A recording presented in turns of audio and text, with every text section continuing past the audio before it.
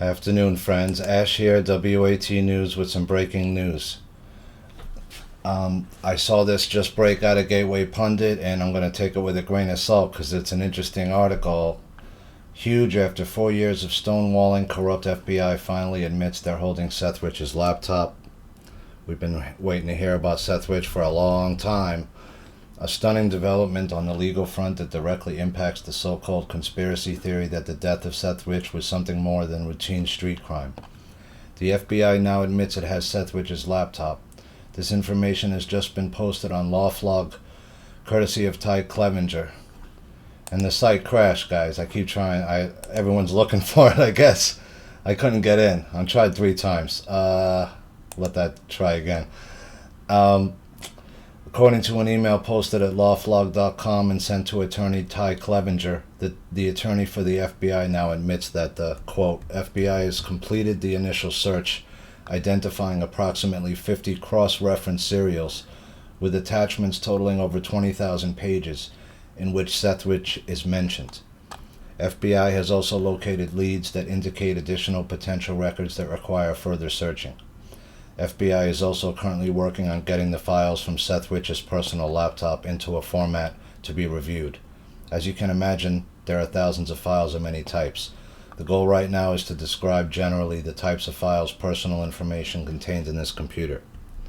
After more than 4 years of repeated denials from the FBI that they had searched their files and had no information on Seth Rich, we now know that was a blatant lie. It was David Hardy, an FBI senior official, who put that denial in writing in September 2017.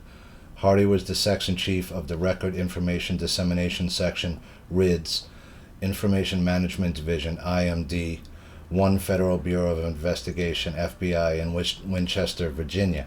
He stated under oath that the FBI had no records on Seth Rich. 19.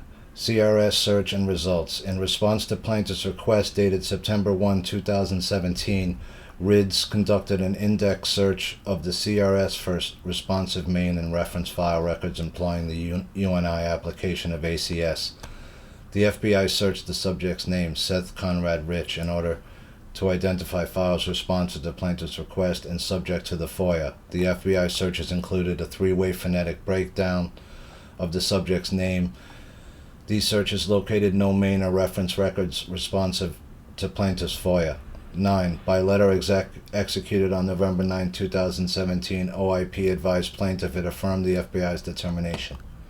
OIP further advised plaintiff that to the extent his request sought access to records that would either confirm or deny an individual's placement on any government watch list, the FBI properly refused to confirm or deny the existence of any such records because their existence is protected from disclosure pursuant to 5 U.S.C. Section 552B7E.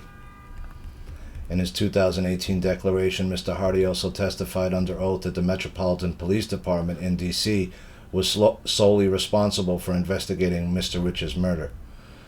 Now we learn that not only does the FBI have more than 20,000 pages relevant to the search term Seth Rich, the FBI still has Seth Rich's laptop. This does not compute. If Seth Rich truly was a victim of a senseless street crime in the middle of the night in Northeast D.C., why would the FBI have his laptop? The FBI is not a computer repair shop. The FBI is not a computer storage facility. The FBI collects and retains evidence of federal crimes. It also has responsibility for counterintelligence matters. I can understand the FBI collecting Seth Rich's computer as possible evidence after he was murdered. It would have been entirely appropriate to investigate whether or not Rich was in contact with WikiLeaks. The FBI only retains evidence on an active open case. But the FBI has insisted for more than 4 years that it was never involved actively in the investigation of Seth Rich's murder and that it never opened a case. That lie is now exposed. What is even more troubling is the fact that the FBI still holds Seth Rich's computer. If their investigation turned up nothing, then the computer would have been returned to the Rich family. The laptop is still with the FBI. It is now clear that the FBI did open a case regarding the murder of Seth Rich and whether he was a source for the DNC dump to WikiLeaks, and that case remains open. Today's disclosure from the FBI supports the claim of renowned investigative journalist who testified in a recent deposition.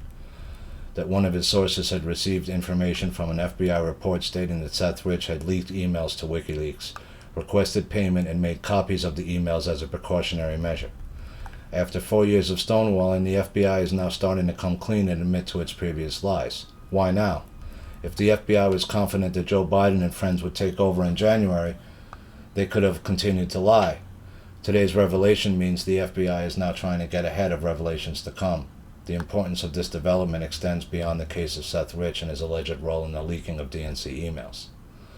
So that's a really interesting case, guys. I can't get into this thing to check this, so we'll have to see how it all plays out. We'll take this one with a grain of salt, but we know that we've been looking for a long time about any information about Seth Rich, and so that's been long looked at as a very suspicious case, right? And if you've looked into it, you can make your own determinations.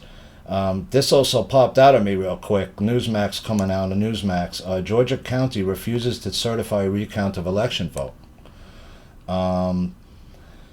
This is by, I don't see who wrote it. Sorry, so I can't say. But it's off the Newsmax. One small Georgia county has reportedly tossed a monkey wrench into Secretary of State Brad Raffensperger's recertification that gave Joe Biden the win over President Donald Trump, doubting the credibility of its recount.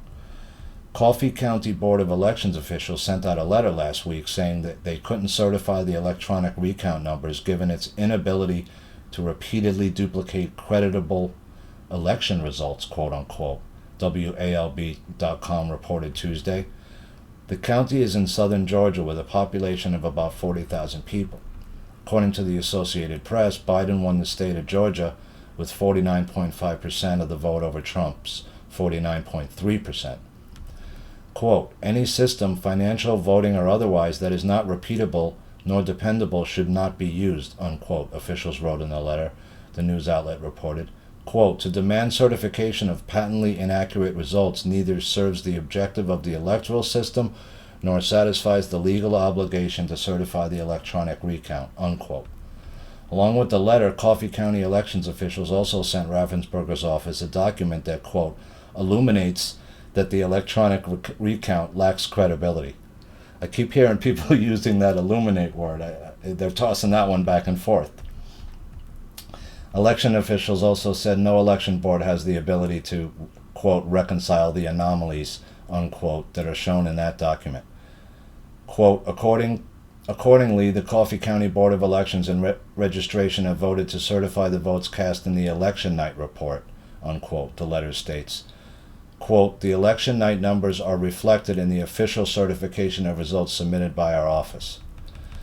So here's a county in Georgia now that's throwing a monkey wrench in this into the whole machine, right? Because they're saying, hey, wait a minute, we can't certify this. If we keep running this over again, we can't recertify it. We can't duplicate it, which means something's wrong, right? There's too many votes in there, and it doesn't match up. Because we only have X amount of people and we keep rerunning this and something's not adding up, right? So either there's too many votes in there, something's not right. And they're saying we can't certify it now. So that's a big problem, right? Because you already certified this state, didn't you? You signed off on it. But now one of your counties, another county now is coming out and saying, hey, wait a minute. So we'll see how this plays out.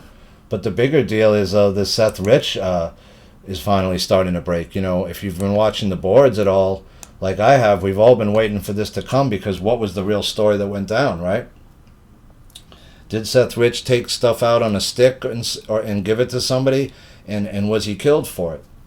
And if you remember that Podesta email where he said, let's make an example of all, of all traitors, of all leakers, right? If you remember that email when the Podesta, so that's not alleging that he did it or that he gave the order, of course, but, the question becomes, did they find out who the person was that took that information out and was something done to that person, right? And why did the FBI, if this allegation is true about that there is documents that came up in the search, then they have to account for why they said that they didn't have any documentation on Seth Rich. And if it turns out that it's true that they're holding his laptop all this time without coming out into the public and saying why, and what have you been doing to investigate his murder and what really happened all this time, right? Are you saying you're just starting to do this now? You've had this guy's laptop for years then, if that's true. Then what have you been doing all this time, right? So I think a lot of stuff's going to start to pour out about the FBI and these other agencies like in the DOJ who've just been sitting there doing nothing. You think they're investigating all these things that are coming out, and all they're doing is trying to cover it up because there's a lot of holdovers in there from Obama's time, especially in the DOJ, in my view. So we'll have to see how this all plays out, guys. Some interesting info starting to drop.